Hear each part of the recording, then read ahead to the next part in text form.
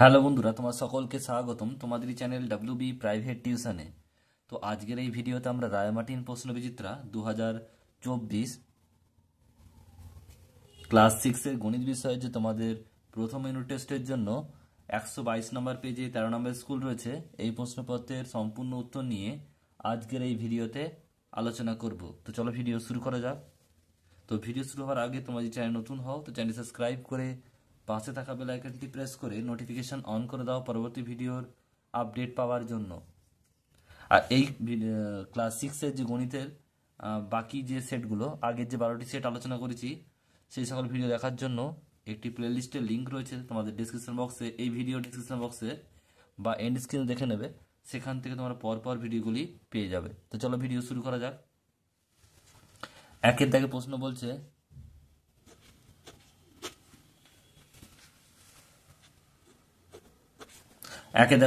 নিচের প্রশ্নের উত্তর দাও। একেরটা বলছে 37452129 এর দুটি স্থানীয় মানে পার্থক্য লেখো। মানে কি বলছে দেখো, এই যে 2 আছে আর এই দুটো আছে, এই দুটোর স্থানীয় মান বের করতে হবে, তারপর দুটোর পার্থক্য মানে বিয়োগ করতে হবে।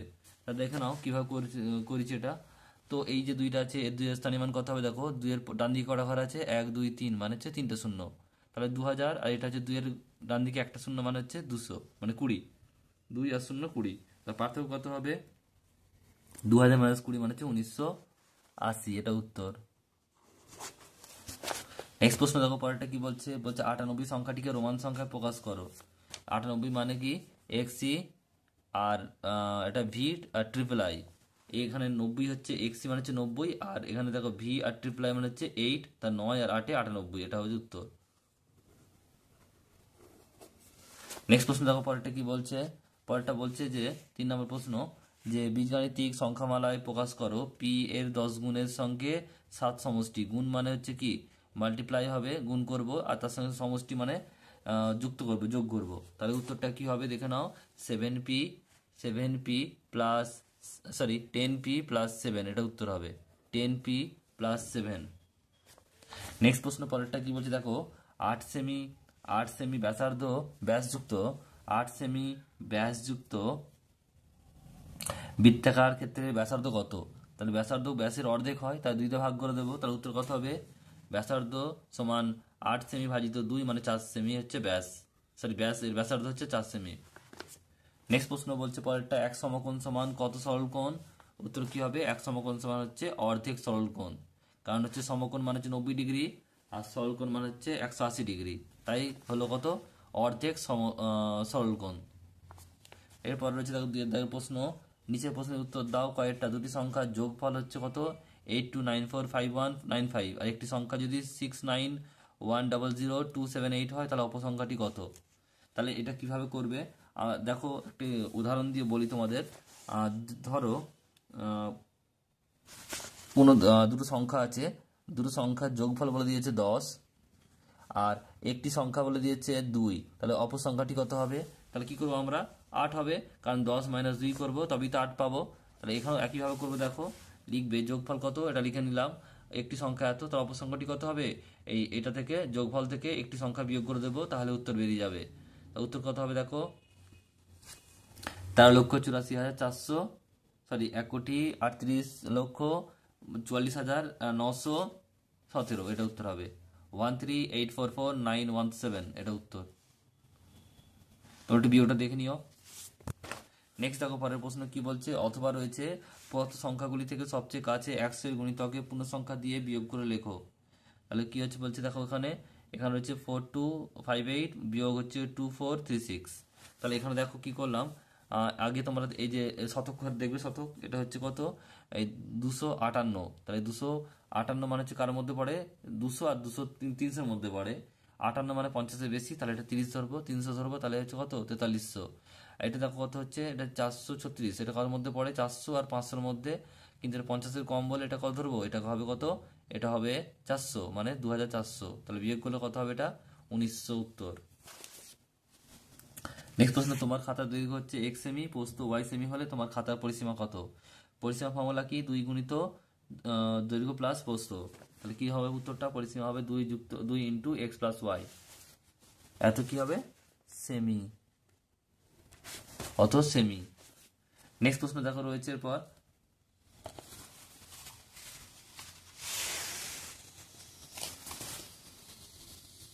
তিনের দাগের একের অঙ্কটা কি বলছে দেখে নাও। সলভ করতে বলছে। এই অঙ্কটা হচ্ছে তোমাদের স্কুল নাম্বার 6, 6 নম্বর স্কুলের 2 দাগের 1-1টা, 6 নম্বর স্কুলের 2 দাগের 1-1টা। দেখে নাও অঙ্কটা কিভাবে করেছি। এখানে রৈখিক বন্ধনী মানে হচ্ছে 11, আর এটা 3 যোগ করে হচ্ছে 14, তারপর 4 14 56 করেছি। তারপর দেখো 14 110 থেকে 56 বাদ দিলে 54, 54কে 9 দিয়ে ভাগ করলে হচ্ছে কত 6, আর 24 থেকে 6 বাদ দিলে 18, 18 18 কেটে গেল, তার 4 1 4, উত্তর হবে 4।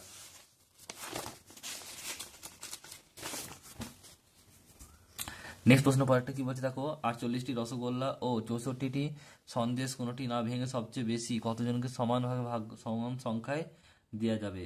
যখনই ওখানে কি বলছে দেখো সবচেয়ে বেশি বলেছে, তাহলে কি হবে, এটা গসাগু হবে। তাহলে আমরা 48 আর 64 গসাগু করবো। 2 দিয়ে গেলে 24 32, 2 দিয়ে গেলে হচ্ছে 12 16, 2 দিয়ে গেলে হচ্ছে কত 6 6 8, আর 2 দিয়ে গেলে হচ্ছে কত 3 4।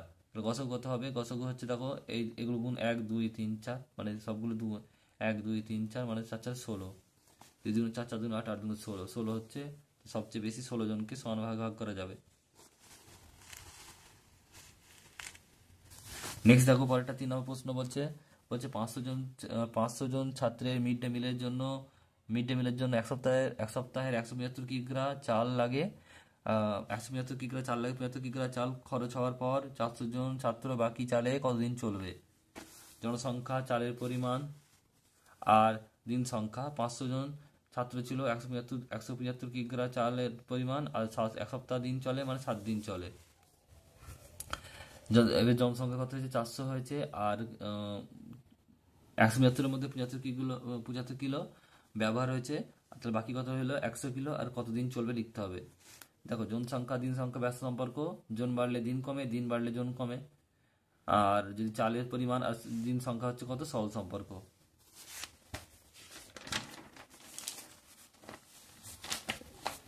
তা কিভাবে লিখবে দেখে নাও লেখাটা। 500 জনের 175 কিগ্রা চালে চলে কত 7 দিন। একই কত হবে 175 কিগ্রা চালের হচ্ছে গুণ হবে নিশ্চয়ই বেশি দিন, 7 ইন্টু 500, আর একজনের একদিন 1 কিগ্রা চাল কত চলবে 7 ইন্টু 500 বাই 175। তাই 400 জনের কতদিন চলবে একদিনে, 400 নিচে গুণ হবে, নিচে ভাগ হবে, আর 100 কত হবে উপরে গুণ হবে। কাটাকুটা দেখে নাও, এই 0 0 দুটো কেটে গেল 4, আর এটা কত হবে এখানে দেখো কাটলে কত হবে, এটা যদি আমরা 7 দিয়ে কাটি এটা 25 হবে, 25 কাটলে 20 হবে, আর তার 5 20, 5 দিন, উত্তর কত হবে 5 দিন। নেক্সট প্রশ্ন বলছি দেখো, অখিলবাবু অবসর গ্রহণের পর তার সম্পত্তির 1/4 অংশ পাড়া লাইব্রেরি দান করেন, বাকি সম্পত্তির 1/6 অংশ কত কি করেন অংশ স্ত্রীকে দেন, বাকি অংশ 2 ছেলের মধ্যে সমান ভাগ ভাগ করেন। তিনি স্ত্রীকে ও 2 ছেলের প্রত্যেককে কত সম্পত্তি দিলেন। এটা স্কুল নাম্বার 12 নম্বর স্কুলের 2 দাগের 1/1টা, 12 নম্বর স্কুলের 2 দাগের 1/1টা এটা অঙ্ক।